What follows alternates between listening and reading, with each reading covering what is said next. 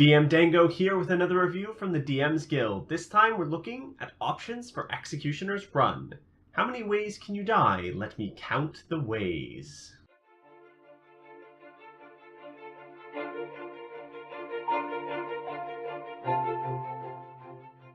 So, options for Executioner's Run. This one's a little different. This one I played with. This one I actually used in my recent Tomb of Annihilation game. I had a player who, through several social interactions, managed to insult one of the merchant princes, specifically the merchant prince of Lore. He called his library, and I quote, well, I can't quote because I won't use swear words on my channel, but suffice to say there was some colorful language and colorful exchange that happened as a result.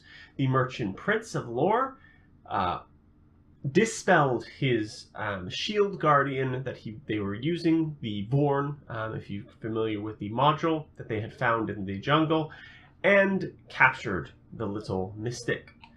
And then I had a problem. I needed to use Executioner's Run, but in the module itself, the rules are fairly sparse in terms of how they work and what happens.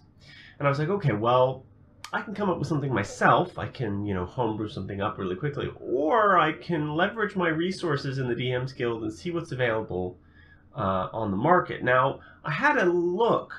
There isn't a lot if you search directly for Executioner's Run. There are several companion modules to kind of flesh out certain bits of the Tomb of Annihilation. There's a companion pack, for instance, that exists out there. But I wanted something specific for just this section of the module. And I imagine a lot of other players or DMs do as well, because let's face it, your players are going to get in trouble. Maybe not in pure Nyanzaru, but they are going to cause trouble. It's the nature of adventurers. They are wanton destruction on wheels. So as a result, I had a look, and there was only one that was actually available, which is the options for Executioner's Run. I'll put a link down in the description below if you want to take a look. But as I was going through, I was kind of deciding how it would work. I thought, well, why not take this as part of my review? So, all told, the Executioner's Run scenario that I ran, I picked one out of the three that are available. There are three kind of choices in terms of what you can do. There's three kind of variants on the run itself. You have your basic, normal, nothing, no craziness in it. You have your fire, which includes lava pits and various kind of like pathways for the lavas to go and kind of things to jump over and bridges and all that kind of stuff. There's an obstacle course, which includes things like tar pits and low pits and things like that, and bridges to walk over and some other bits and pieces. And then there's a water one where you have to swim across various things and you can hide monsters in the deep water. I chose the one with the tar pits because I thought that would be the most interesting of the three, and I didn't necessarily want to kill the player. As the fire one, as any DM knows, lava does 10d10 damage if you fall into it. And the character's levels that my players are at is 3. Any of them, even the one that actually ended up in there, if they'd have dropped into that, would have been dead nearly instantly. And I didn't want to have a completely one-sided match. I wanted there to be a chance of victory. I wanted there to be a way out. Now the guy I've got who went in there was a mystic. Now, the mystic is an Unearthed Arcana class, and there is some disagreements as to how balanced or how unbroken the class is, and now I have come to some conclusions, but they're not for this video. Suffice to say, the character survived. He survived due to the nature of part of his class, and he was up against another monk. Now, I ran the whole thing as is, written inside the module, inside the supplement itself, because it's not really a module. It's kind of like an adventure, but very, very concise. And I have some feedback here and some kind of my review notes.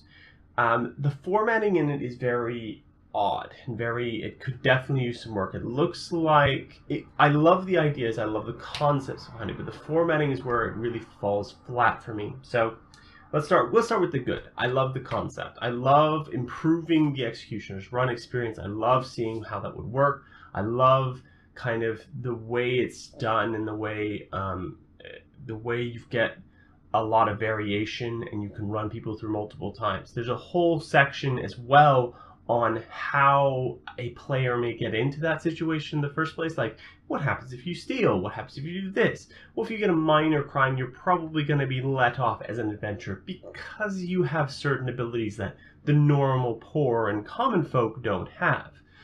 So it's likely you're going to get off. But if you start tracing into any of the medium or the major crimes, it gets a little harder. Specifically with any crimes related directly to the merchant princess, whereas this is where kind of my party started to get into. Insulting a merchant prince's honor, or more specifically his library, means that there's a very high chance that you're going to end up as a major crime, and thus end up in the pit with the worst possible outcomes.